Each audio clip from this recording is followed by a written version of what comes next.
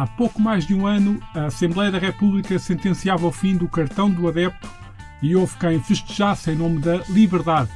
Mas quem frequenta os estádios questiona sobre o que mudou. Continuam setores vazios, bandeiras proibidas, faixas multadas e regras de acesso difíceis de entender e que afetam os adeptos no geral, sejam ou não membros de grupos organizados. Isto enquanto se fala em bilhetes nominais. Para ajudar a entender o que se passa nas bancadas de Portugal, escuta-se Marta Gens, Daniel Seabra e a Autoridade para a Prevenção e Combate à Violência no Desporto.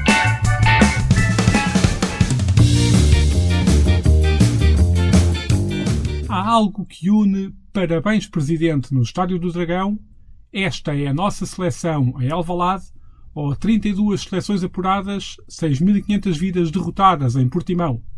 São tudo exemplos de faixas que valeram multas por serem consideradas fora da lei. No momento em que na ressaca do Mundial do Qatar ainda está fresca na memória a indignação sobre a liberdade de expressão dentro dos estádios, as proibições no acesso aos mesmos e a repressão sob diferentes formas, talvez seja oportuno recordar que já cantavam os da Weasel lá atrás, nos anos 90, que, enquanto se perseguem os nobres ideais, esquecemos de limpar os nossos quintais. Aquilo que era catalogado como um problema das claques pode considerar-se hoje como um tema que afeta todos os frequentadores de estádios de futebol. Pelo menos se tivermos em conta os casos que se multiplicam fora dos grupos organizados. Sejam eles, por exemplo, cidadãos que querem assistir a um jogo de Portugal com uma camisola da Amnistia Internacional e têm o acesso vedado, como aconteceu há poucos meses em Alvalade, ou aquele adepto de meia-idade que apenas quer assistir ao jogo do emblema do seu coração, na terceira divisão nacional, com a bandeira talismã que há décadas arrasta consigo e que vai resistindo ao longo dos tempos, seja ao mais rigoroso inverno ou aos mais abrasadores raios de sol do verão. Resistiu a tudo, menos ao futebol da atualidade, porque é proibida na sua dimensão, diz a lei, mesmo que ainda há pouco mais de uma década estivesse à venda em qualquer banca à porta de um estádio. Ou ainda António Lourenço, o famoso trompetista do Futebol Clube do Porto, que num jogo da Supertaça viu interdita a entrada ao seu tradicional instrumento. Na altura, com a mediatização dos casos, quer o episódio da Amnistia Internacional, quer o de António Lourenço foram explicados como um excesso de zelo no controle da entrada. Mas estamos perante excesso de zelo ou há uma lei a ser cumprida que está mal desenhada? Para procurar chegar ao fim deste episódio um pouco mais esclarecidos do que o que iniciámos, é incontornável analisar o problema na ótica dos grupos organizados e adeptos, pois parecem ser eles afinal a ocuparem um cantinho especial no que à repressão diz respeito e a motivação por trás da legislação. Daniel Seabra é professor, antropólogo, investigador do Observatório para a Violência Associada ao Desporto da Universidade Fernando Pessoa e autor do livro Claques de Futebol, o Teatro das Nossas Realidades. Acompanha os grupos organizados e adeptos desde 1992, tendo produzido diverso trabalho académico sobre a matéria, no âmbito do qual integrou as claques do Futebol Clube do Porto, Boa Vista e Salgueiros. Defende a necessidade de olhar as claques sob o ponto de vista das ciências sociais e foi esta frase um mote para o questionar sobre os efeitos perversos das atuais regras de acesso aos estádios e se, em nome da lei, não se estão a esquecer exatamente das interações sociais por trás da ideia de ser militante no apoio a um clube. A meu ver, não têm em conta. Não poderei dizer que se esquecem, se calhar as pessoas conhecem, ou pelo menos têm informação que lhes permite conhecer toda a dimensão social, cultural, política e também na esfera da juventude, mas o objetivo da lei é, sobretudo, prevenir e combater a violência. A meu ver, e em muitos momentos, a lei tem alguns efeitos perversos que só ocorrem porque não são tidos em conta, não são levadas em conta algumas destas dimensões sociais e do significado que a participação num grupo organizado de adeptos tem para aqueles que neles se envolvem. E essa é uma dimensão que, a meu ver, deve ser considerada. Repara, todos estes anos de investigação que eu levei a cabo, e são mais de 25, Eu comecei a investigar este tema em 1992, portanto tenho quase 30 anos de investigação, se é que não estão mesmo já aos 30 anos, permitem constatar várias dimensões do fenómeno, perceber que estamos perante uma temática sobre a qual se escreve há mais de 50 anos.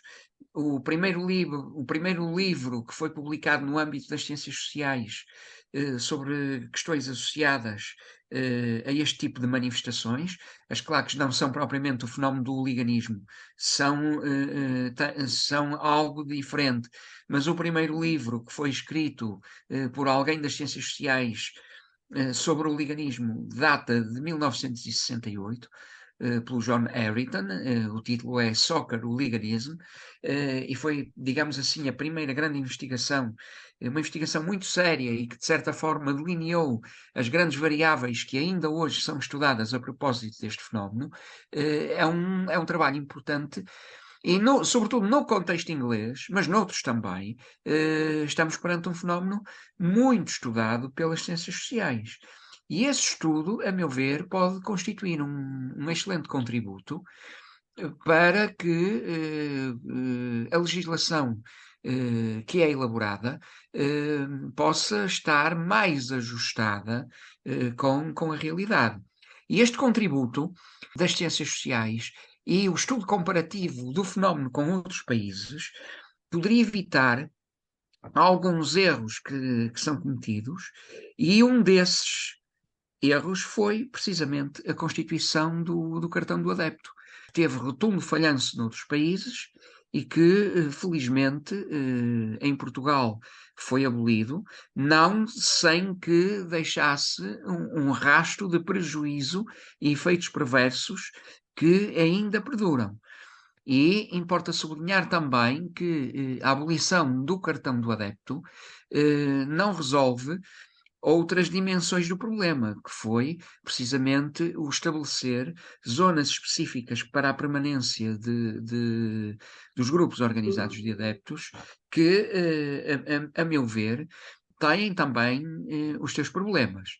E, portanto, as medidas legislativas devem ser tomadas, a meu ver, quando há alterações estruturais do fenómeno, quando as condições do próprio fenómeno têm esta ou aquela evolução, e não devem ser tomadas, digamos assim, como resposta aos inputs da comunicação social ou ao clamor da comunicação social e da opinião pública. E nós não podemos legislar ao sabor do evento. O que é que eu quero dizer com isto? Não é porque ocorre um problema sério num estádio ou noutro periodicamente que está tudo mal e que se justifica uma nova legislação. A legislação não pode constituir um instrumento de gestão mediática e de demonstração de proatividade por parte dos governos. Para Daniel Seabra, há um problema na forma como os grupos são tratados perante a opinião pública, que resulta do que afirma ser uma visão triplamente distorcida. Essa visão acaba a ter consequências no momento de se legislar. Trata os grupos como se todos eles fossem iguais, o que não é verdade. Interpreta os grupos como se aqueles que os compõem fossem todos iguais, o que também não é verdade. Os grupos, na sua constituição, apesar de algumas regularidades e de alguns aspectos comuns, são heterogéneos. E depois é preciso sublinhar também uma terceira distorção que está relacionada com o facto de a violência ser precisamente aquilo que ocorre menos vezes. A discussão sobre o cartão do adepto agitou as águas e trouxe os adeptos para o centro do debate. Criticou-se a discriminação, burocracia e falou-se em estigmatização. Houve até quem dissesse no Parlamento que o governo estava a tornar a experiência de ir ao futebol tão desagradável como ir a uma repartição de finanças. O cartão caiu. Mas se houve muita gente que nunca chegou a perceber ao certo o que era o cartão do adepto, há muitos outros que não compreendem o que mudou com o seu fim. Semanalmente chegam notícias de multas e não faltam testemunhos de viva voz de um clima hostil no acesso aos estádios com impedimentos vários. E se por um lado falou-se em fim da burocracia, a verdade é que por outro já se anunciam os bilhetes nominais, que no limite e numa determinada interpretação podem ser vistos como uma espécie de cartão do adepto para toda a gente. Para procurar estas respostas, questionei Marta Gens, presidente da Associação Portuguesa de Defesa do Adepto, órgão que se destacou numa luta titânica pela visibilidade dos direitos dos adeptos, se um ano depois, olhando em retrospectiva e medindo o pulso ao atual estado das bancadas portuguesas, faz afinal sentido falar-se em vitória nesta questão. A verdade é que, bem, nós tivemos uma luta muito intensa contra esse mecanismo, que na verdade, como nós muito dissemos, é um mecanismo que em determinados países nunca vingou. Foram poucos os países que o adotaram e que perceberam que não era de facto uma medida que tivesse qualquer mais-valia. E, portanto, mais depressa ou menos depressa, acabaram também por deitar esse mecanismo abaixo. Nós fizemos portanto, a lei entrou em vigor, ainda estávamos numa situação de pandemia. Portanto, a verdade é que ela também não surtiu o efeito prático logo de início. Portanto, nós costumamos dizer que a verdade é que o cartão do adepto, em bom rigor, só demorou cerca de 3, 4 meses a efetivamente cair. Agora, conclusões. Nós entendemos que foi uma grande vitória porque, ou por um lado, foi uma grande vitória porque nós conseguimos uma mobilização brutal à volta de um assunto. E talvez das poucas vezes na história em que todos estivemos do mesmo lado, porque reconhecemos, isto é uma coisa que nós à PDA dizemos muito, independentemente das nossas cores pessoais e clubísticas, há muitos assuntos que nos tocam a todos a título pessoal enquanto adeptos e que nos são comuns. E de facto, pela primeira vez nós conseguimos estar todos do mesmo lado, independente das nossas cores clubísticas, e ter uma tese que era partilhada por todos, e conseguimos entrar nas esferas políticas e conseguimos entrar nas esferas da comunicação social e conseguimos mobilizar a opinião pública a nosso favor, de uma forma que nós achamos que foi séria, por parte de nós todos, que foi séria, que foi muito objetiva, e nós construímos de facto uma tese que depois nós víamos ser, digamos, perfilhada por outras pessoas que também não estavam de acordo, e percebemos que também era uma tese que tinha vindo muito de nós devido a uma análise muito séria que nós tínhamos feito deste tema. Portanto, desse lado, eu acho que foi uma vitória, de facto, nós temos feito isto pela primeira vez. Mais ainda, nós conseguimos dar entrada, mesmo antes da queda política, digamos assim, da queda da lei do cartão do adepto, nós conseguimos dar entrada de uma ação judicial. Quer dizer, isto nunca aconteceu na história, sei lá, contemporânea, nem moderna, na história nenhuma em Portugal, que os adeptos tenham unido e tenham dado entrada de uma ação judicial contra o Ministério da Educação. O resultado é outra história, mas nós sempre dissemos, independentemente daquilo que os tribunais vão julgar, porque talvez não tenhamos até muita maturidade, não tenhamos, e isto não é nada pejorativo, não tenham ainda os tribunais, as esferas políticas, porque é um caminho que se faz e nós até determinado ponto estamos dispostos a aceitar isso. Portanto, independentemente do resultado, isto para nós há de ser sempre uma vitória. Que nunca se diga que os adeptos não fizeram nada, muito antes pelo contrário, entraram pelas vias legais, jurídicas e fizeram tudo como devia ser feito. E isso para nós não deixa de ser uma vitória. Na Assembleia da República, 2 partidos destacaram-se na apresentação de propostas. O Partido Comunista Português pretendia o fim do cartão do adepto, mas também das zonas com condições especiais de acesso e permanência de adeptos, e da equiparação de manifestações de ideologia política, protegidas pela Constituição, a atos de violência, racismo, xenofobia, intolerância e discriminação. A iniciativa liberal ficou-se apenas pelo fim do cartão do adepto. Ganhou esta proposta. Para procurar saber o que motivou a que um partido quisesse ir mais além e outro se contentasse com o meio caminho, contactei ambos os grupos parlamentares. Apesar de terem ambos contactado telefonicamente, a resposta acabou por não chegar em tempo útil para a gravação deste episódio, uma vez que quando chegou já se estava na fase de edição. Para Marta Gens, conseguiu-se o possível na Assembleia da República, tendo o calendário parlamentar acabado por condicionar o objetivo de ir mais além. Nós tivemos, aliás, 3 propostas, deixa-me até dar-te esta nota, nós temos até 3 propostas. O Chega também chegou, acho que na altura, a apresentar uma proposta, mas de facto não tinha, enfim, a complexidade e o alcance das outras duas propostas do PCP e da Iniciativa Liberal. De facto, a do PCP almejava ir um pouco mais além, mas nós até compreendemos que numa altura em que o hemiciclo tinha dias contados e, portanto, a Assembleia da República estava por dias para terminar as suas funções, nós conseguimos perceber que talvez não fosse a altura para ir tão fundo na alteração legislativa. E, portanto, o que se fez foi, então vamos terminar com esta história, com este mecanismo administrativo do cartão do adepto. E é aí que nós conseguimos compreender que, se por um lado foi uma vitória, por outro lado ainda não percebemos muito bem. E porquê? Porque, de facto, elimina-se aqui a burocracia de ter necessidade de ter uma autorização administrativa, que era, no fundo, o que era o cartão, uma autorização administrativa para aceder a determinada zona do estádio. A verdade é que se troca o cartão do adepto pela necessidade dos bilhetes nominais. Trocando-se, ou seja, faz-se uma troca de uma coisa pela outra, mantendo-se as zonas de acesso e permanência para adeptos, que continuam a ser os únicos sítios do estádio onde se podem trazer os elementos de apoio mais comuns, sejam as bandeiras grandes, superiores de 1 por 1, sejam os tambores, os megafones, por aí fora. E nós entendemos depois desta entrada em vigor desta questão dos bilhetes nominais, que tem havido, e isto não decorre diretamente da lei, que tem havido um apertar do cerco para os grupos organizados de adeptos no que diz respeito a uma limitação crescente e cada vez maior dos tipos de materiais que são permitidos, ou cuja entrada é permitida ou não dentro do recinto desportivo.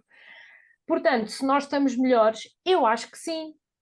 Apesar de tudo, acho que sim, porque ganhou a vontade dos adeptos, ganhou uma vitória em nome da liberdade de expressão de todos os adeptos dentro de um estádio, mas, por outro lado, percebemos que a luta está para durar. Ou seja, não ganhamos de um lado, então vemos limitados os nossos direitos pelo outro. Obviamente que isto também leva aqui a uma alteração de estratégia da nossa parte e nós conseguimos perceber de novo, ou seja, começar isto tudo de novo, fazer uma interpretação nova, fazer uma análise nova, fazer o que é que nós vamos fazer agora, quais são as armas ao nosso alcance, quais são as ferramentas que nós podemos utilizar, mas isto é uma verdade que nós constatamos hoje em dia. Agora, não posso dizer que não tenha sido, na nossa opinião, uma vitória brutal.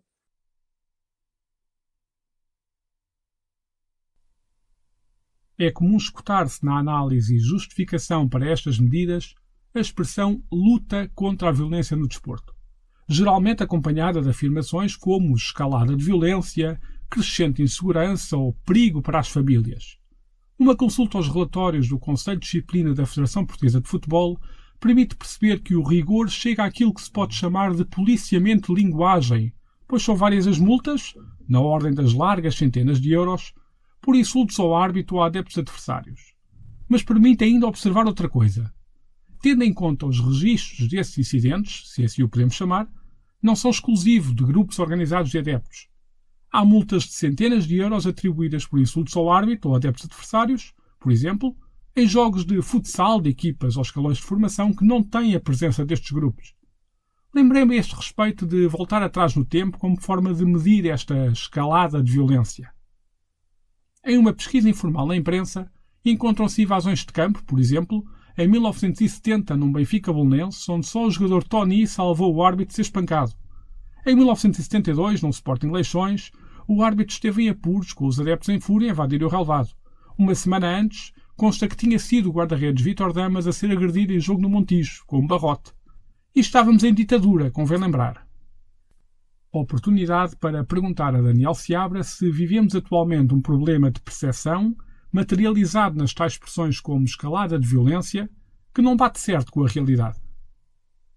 Se tivermos em conta um tempo longo, e eu publiquei um texto sobre isso em que analisei,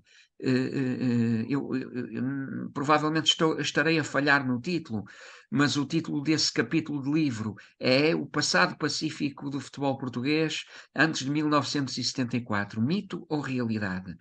Eu fiz uma recolha superficial, importa sublinhar, superficial, de algumas notícias de jornais, desde o início do século XX até 1974, e nesse texto eu questiono, para não dizer que infirmo, essa ideia romantizada de um passado do futebol de famílias e sem violência.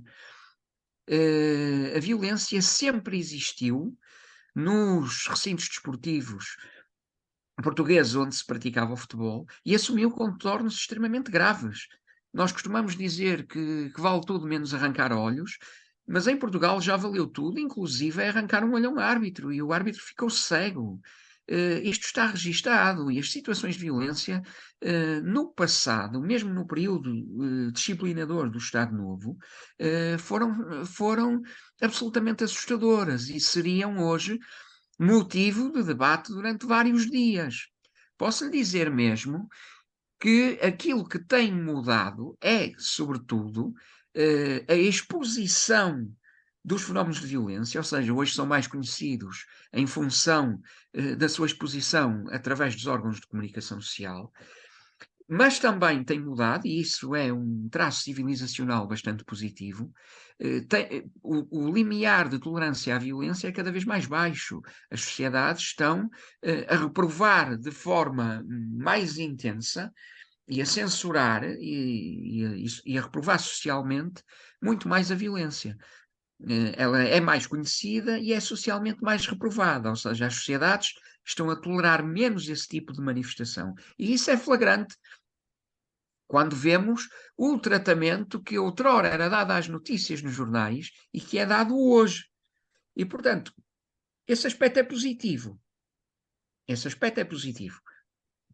Agora, mesmo recentemente, com a publicação do Ravid, numa primeira análise, as pessoas ficam a imagem de que a situação é preocupante, mas uma análise cuidada, ponto a ponto, do relatório, demonstra primeiro alguns pontos em que o relatório, a meu ver, poderia ser melhorado. E depois, quando analisamos caso a caso aquilo que efetivamente configura situações de violência, vemos que elas são muito menos do que a generalidade das pessoas pensa.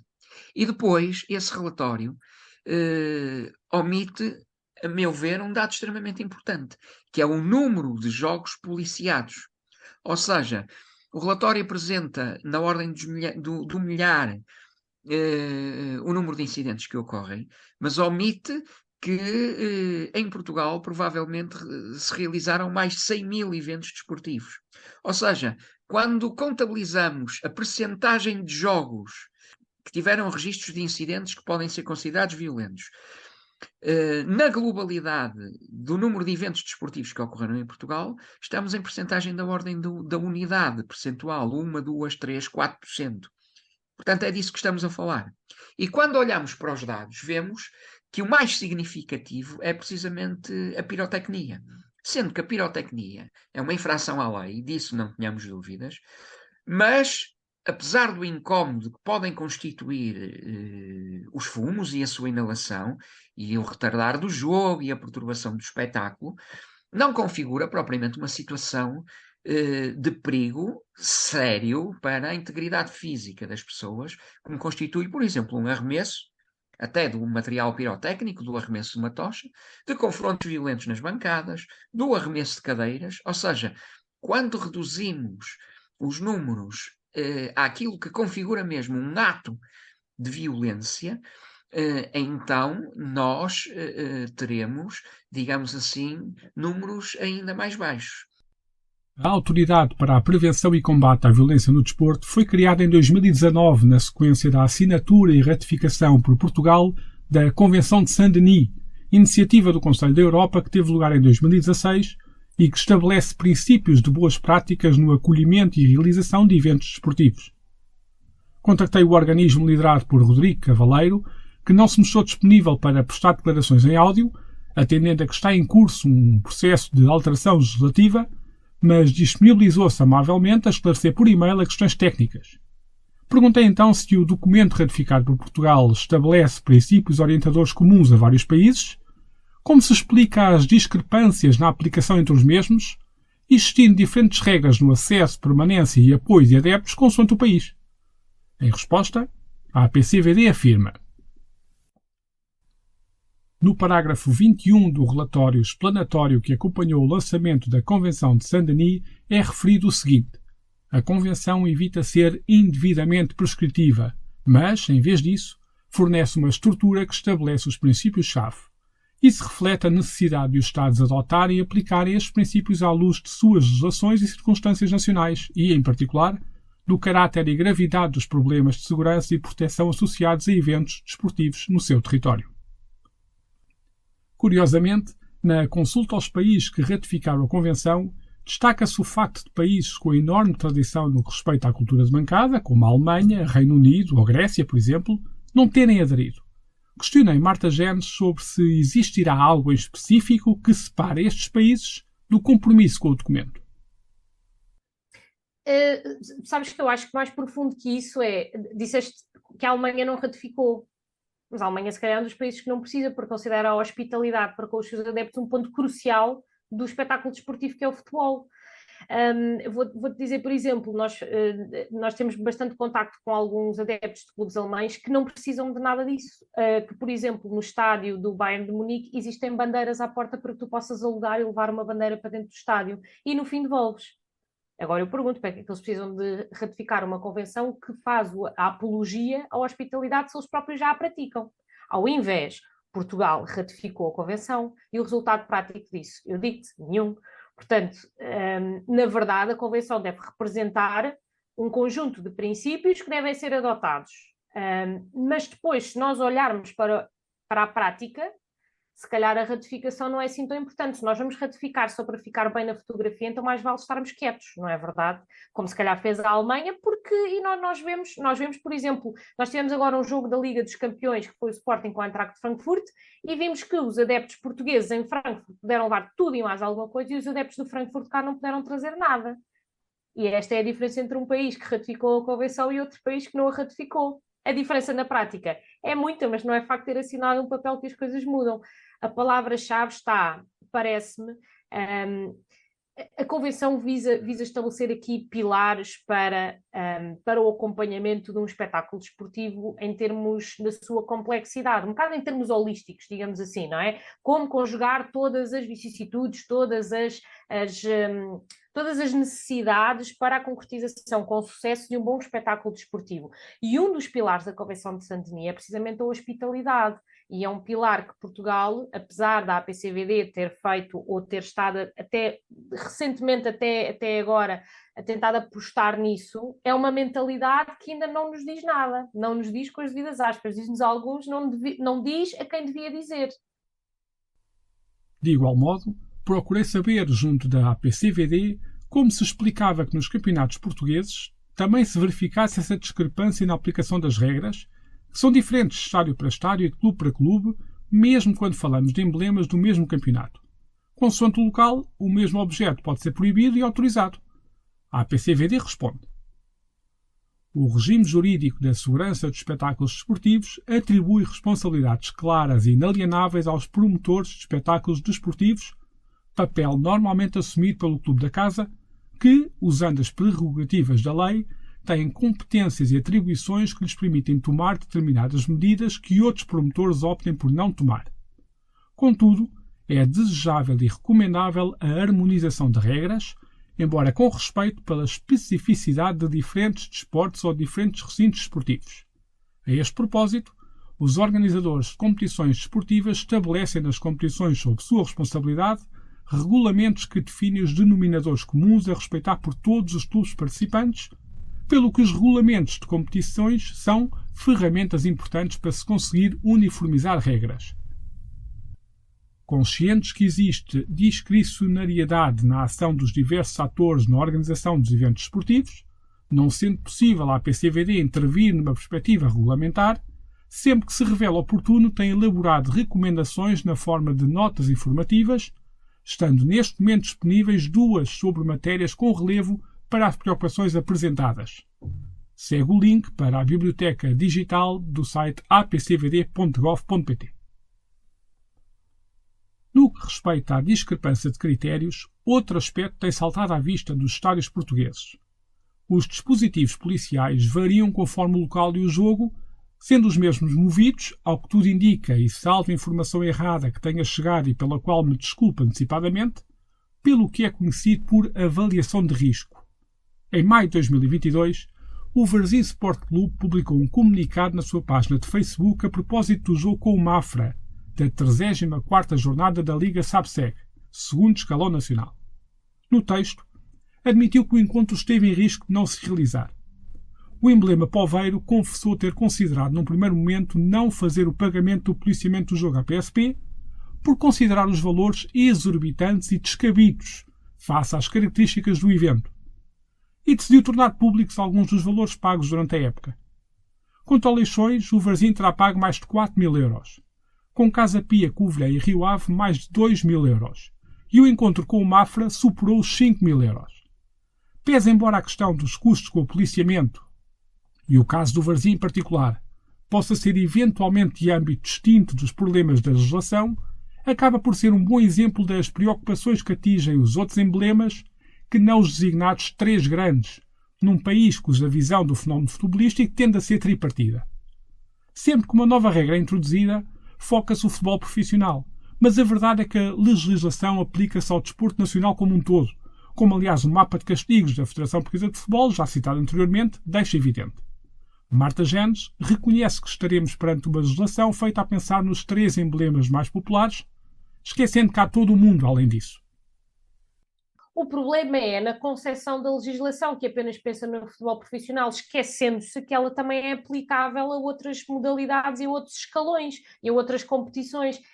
E isso começa logo errado, a partir daí dizendo, isto do Porto, do Benfica e do Sporting, pois, mas enfim, o resto não é paisagem, não é verdade? Todos somos de determinado clube e a lei acaba por se aplicar. Portanto, esse princípio à partida é logo um princípio errado, que vai determinar logo a grande falha, uma redonda falha do resto da legislação. Quer dizer, vamos pensar, no outro dia falava-se em bilhetes nominais para todos, ouvi alguém dizer para todas as competições, para todos os colégios, quer dizer, isto é completamente abjeto. Como é que nós vamos fazer isto aqui no Grupo Esportivo Louros? É com uma caneta? A nominal, então vá, como é que te chamas? Entramos ou seja, isto um bocadinho aqui a hiperbolizar a coisa, que é, entramos aqui num círculo em que já não, nada disto já faz sentido, não é verdade? É com um objetivo tão... Parece que é um guilty pleasure, esta história da violência do desporto, é um guilty pleasure de tal ordem, é uma bandeira política que parece que vale tanto, que vale tudo. O livro Fever Pitch, de Nick Hornby, Febre no Estádio na sua versão portuguesa, celebrou em 2022 os 30 anos do seu lançamento. Há uma década, a propósito dos 20 anos da obra, o seu autor confessava que tinha mudado mais no futebol em 20 anos do que nos 100 anos anteriores e admitia o seu desalento a olhar o futuro. Para Nick Hornby, perdeu-se a cultura de bancada e a nova geração está a olhar o futebol da mesma forma com que olha o cinema, teatro ou concertos. Ou seja, algo a que se vai 5 ou 6 vezes por ano, em vez de uma forma militante. Mantendo o foco nos outros emblemas do futebol português que não os três mais mediatizados, questionei Daniel Seabra se eles podem ter em risco a renovação geracional, sabendo-se que nos clubes com menos adeptos, as claques representam um importante fator de atração e retenção de jovens. As bandeiras, os cânticos, a ideia de que há outros jovens como eu a apoiar este clube. O professor reconhece que sim, mas aponta outra preocupação no que respeita a questões de renovação geracional. A mudança na forma de apoiar, em resultado das leis repressivas, está a tirar os jovens para o movimento casual associado no âmbito europeu com níveis de violência mais elevados. O que mais me preocupa nem é tanto a renovação geracional, porque essa de facto ocorre, mas é, digamos assim, o comportamento da nova geração. Eu não vou especificar qual é o grupo, mas dos grupos estudados, aquilo que eu tenho constatado num dos casos, e não só nesse grupo estudado, mas também naquilo que falamos relativamente à emergência do movimento casual, ainda recentemente, numa conversa com um líder de uma importante claque portuguesa, ele dizia-me o seguinte: tu és do meu tempo. E estamos a falar de alguém a quem eu assisti à entrada na claque. Alguém que me dizia assim: no nosso tempo, aquilo que nós queríamos era acender umas tochas, era pegar numa daquelas bandeiras e agitar aquelas bandeiras enormes que é preciso ter força, e nós tínhamos orgulho em fazer aquilo. E eu recordo uma entrevista que fiz a um dos membros da CLAC que disse que a primeira vez que acendeu uma tocha e que mexeu na bandeira que até tremia, tal era o orgulho e o sentimento de pertença de estar a contribuir para esse espetáculo. E, portanto, essa velha geração o que queria era dar grandes espetáculos, vou utilizar a expressão italiana, o que queria era fazer grandes tifos, grandes coreografias, ou se não havia, se era um jogo normal, não era um grande jogo, não queria a coreografia, mas queria cantar, queria agitar as bandeiras, gostava de ter aquele sentimento de pertença e de contributo para o grupo e para o apoio ao clube e sentir que as vitórias do clube eram também vitórias deles porque contribuíram com o apoio dado no estádio e gostavam de colocar faixas, de agitar as bandeiras. Hoje, os jovens não querem isso. E isso é que é preocupante. Os dados que tenho recolhido vão no sentido, e olho para jovens de 16, 17, 18 anos. Aquilo que eles querem é vestir de preto, querem ser casuals, querem ter o carapuço na cabeça e querem armar confusão. E, portanto, os valores neste momento que estão a nortear a nova geração parecem-me preocupantes. E isso é um assunto ao qual eu pretendo voltar também na minha investigação. E agora temos um problema, é que um dos problemas, isto é um problema da minha investigação, digamos que uma das normas do estilo casual é precisamente não falar do estilo casual. É semelhante ao filme do David Fincher, O Clube de Combate. A primeira regra do Clube de Combate é não falar do Clube de Combate. E, portanto, isso ocorre nos grupos casual. E, portanto, é uma investigação demorada, muito difícil, mas que me permite, desde já, obter dados que, enquanto cidadão, me preocupam. Enquanto investigador, não tenho propriamente de fazer juízos de valor moral sobre as pessoas que investigo e recolho a informação com a mesma atitude científica que sempre tive. Mas, evidentemente, que reflito sobre ela, não é? Um artigo no jornal Le Monde de 31 de maio de 2022, na sua versão em inglês, apresentava o título The Failures of Football Fan Management in France, Inadequate Rules and Too Little Dialogue, o que traduzido às três pancadas será qualquer coisa como o fracasso da gestão de adeptos de futebol em França, leis inadequadas e muito pouco diálogo.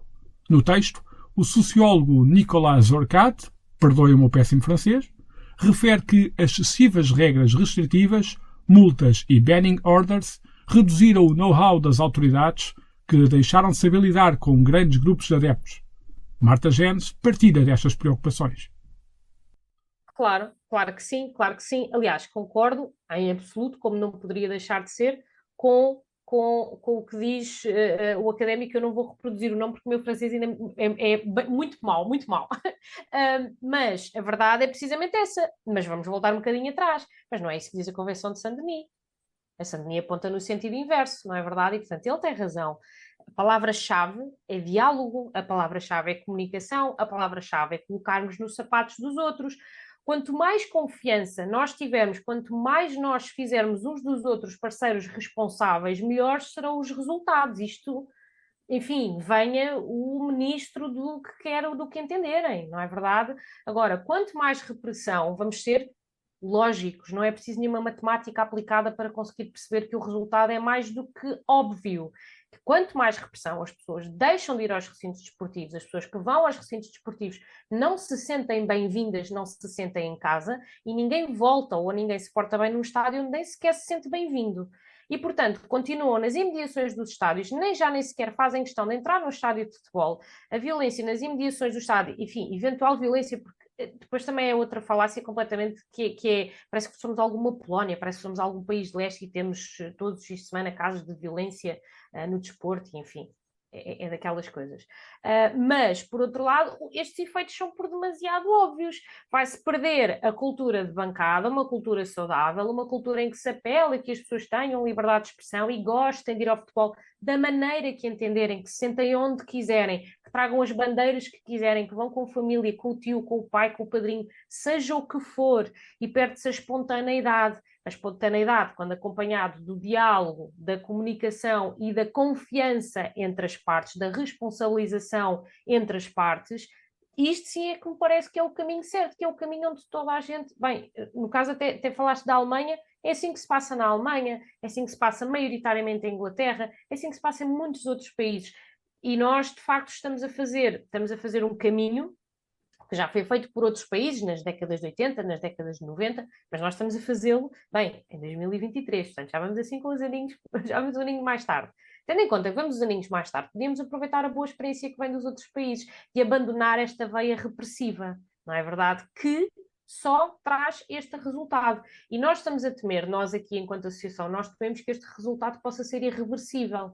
As pessoas estão cansadas, as pessoas já não querem saber o que é que entra, o que é que não entra, as pessoas vão deixar de ir aos jogos de futebol. E portanto aquelas constatações, temos poucos adeptos nos estádios, pois é verdade, querem trazê-los de volta. Sabem como é que têm que o fazer e não é pela via repressiva, porque pela via repressiva vão ter cada vez menos e menos e menos adeptos nos estádios. Quando os quiserem trazer de volta, se calhar já é tarde demais, porque as pessoas já estão cansadas e já não querem voltar a tentar ter diálogo, quando para elas o diálogo já foi completamente infrutífero. O diálogo com adeptos é um dos pontos sublinhados pela Convenção de Saint-Denis. Nesse sentido, questionei a APCVD sobre de que forma esse diálogo está a acontecer na construção da legislação que hoje impacta a presença em estádio no futebol português.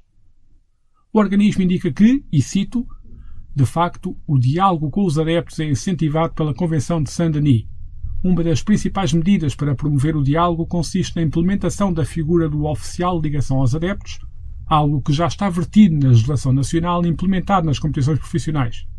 Por outro lado, ao nível de estruturas representativas e adeptos, têm existido reuniões de trabalho com diferentes interlocutores representados. A título de exemplo, reuniões de trabalho têm sido levadas a cabo entre a APCVD, Liga Portugal e a Associação Portuguesa de Defesa do Adepto a propósito de diferentes temáticas.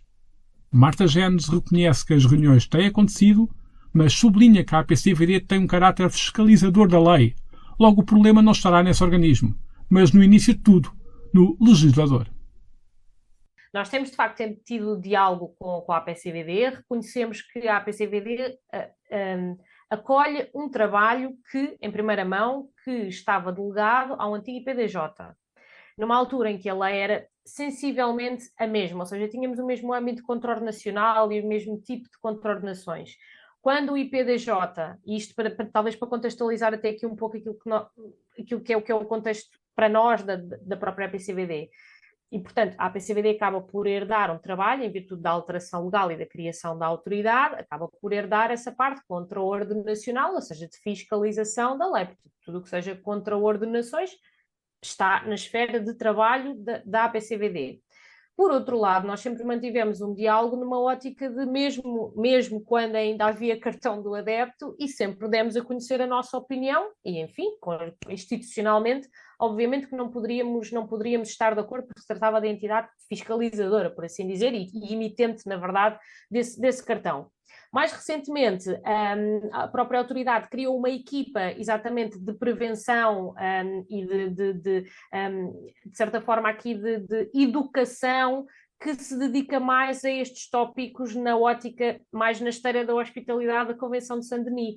E nós temos convivido, inclusivamente temos tido várias reuniões que conhecem todos os nossos pontos de vista, concordemos ambos ou não, mas enfim, isso é a vida, não é verdade? E aliás, o diálogo e a construção, na nossa ótica, também acabam por constrói-se mais quando as pessoas não concordam umas com as outras, não é? Quando concordamos está sempre tudo bem, seguimos para outra. Quando discordamos, então arranjamos forma, se ambas as partes tiverem vontade, arranjamos forma de encontrar uma terceira via, já vamos construindo qualquer coisa.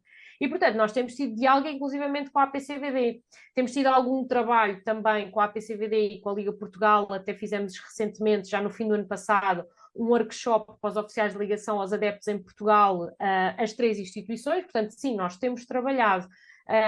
Agora, entendo também que existem muitas coisas com as quais nós não concordamos, que não têm a ver diretamente com a APCVD, porque a APCVD acaba por fiscalizar aquilo que é uma lei que está completamente errada.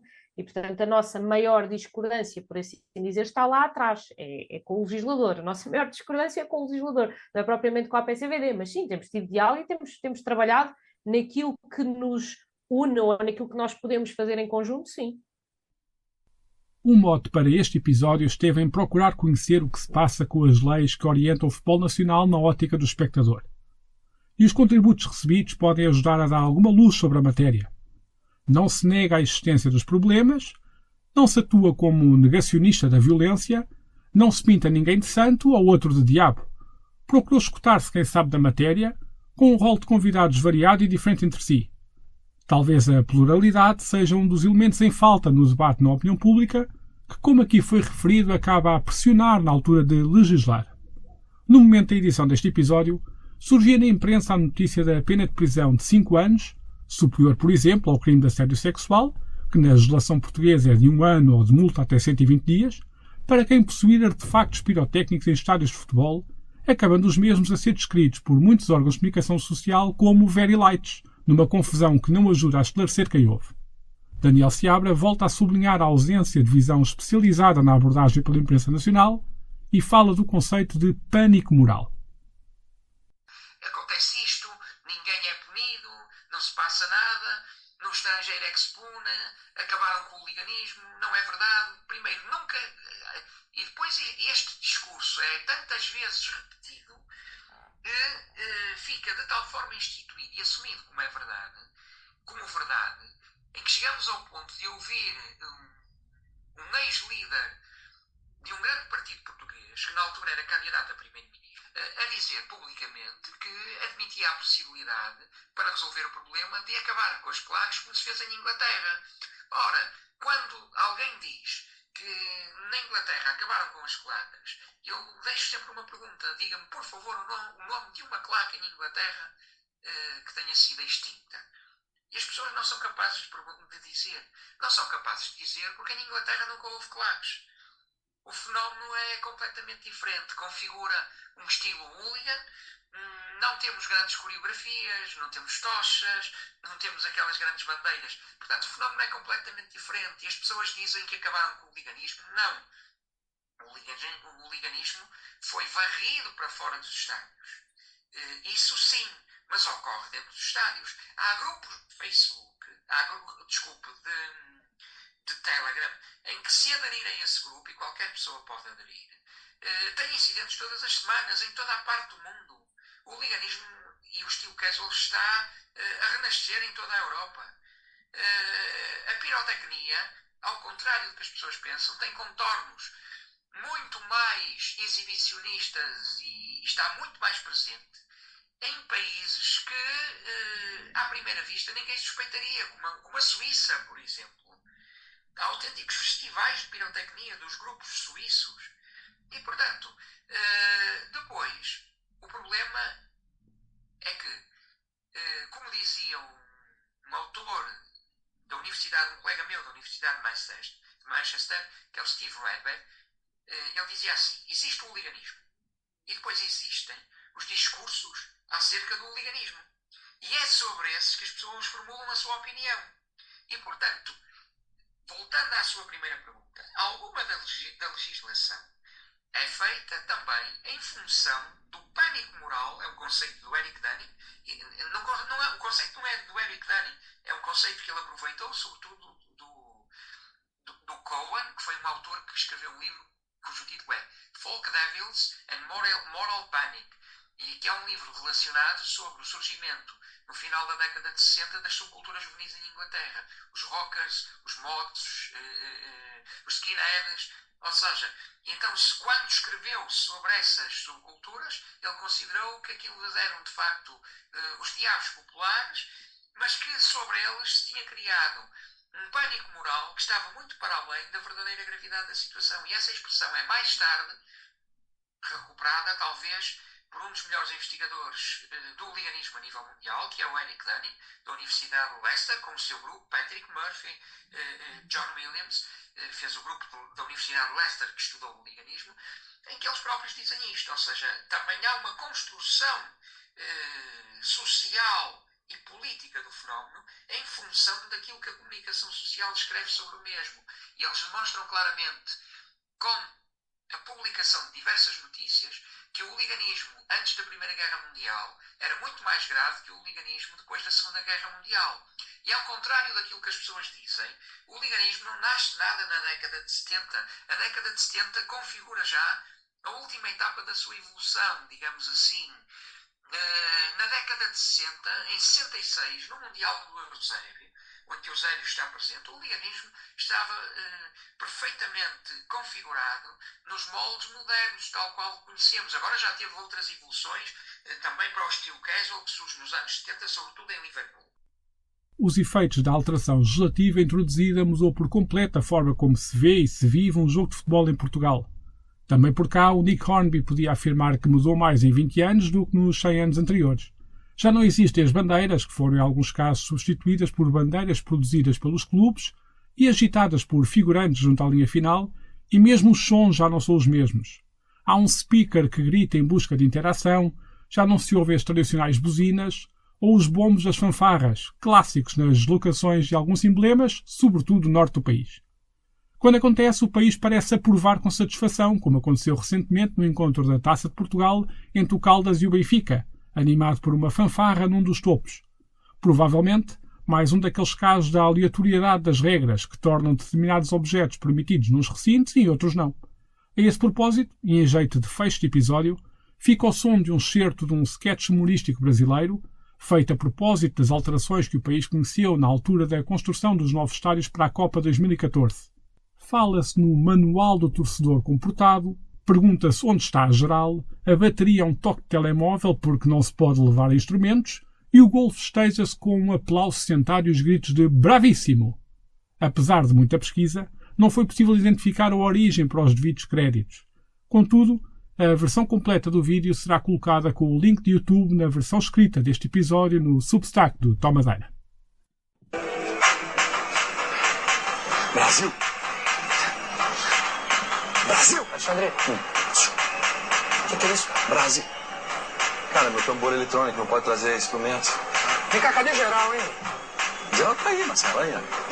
Brasil! Não, Alexandre, eu não tô falando de geral aqui, não. Eu tô falando da geral lá embaixo. Eu tô falando do povo, de sandália, do povo que se abraça sem se conhecer, todo mundo suado, trocando fluxos corporais, aquele cheiro de xixi no corredor e aquele som abafado que anunciava... Cadê o meu Maracanã, cara? Vamos gritar, minha gente! Brasil! Ei, juiz! Não, é melhor fazer uma versão mais leve disso aí. Como assim, versão mais leve? Manual do Torcedor Comportado. Vambora, Fujô! É agora! Gol, gol, gol! Bravíssimo!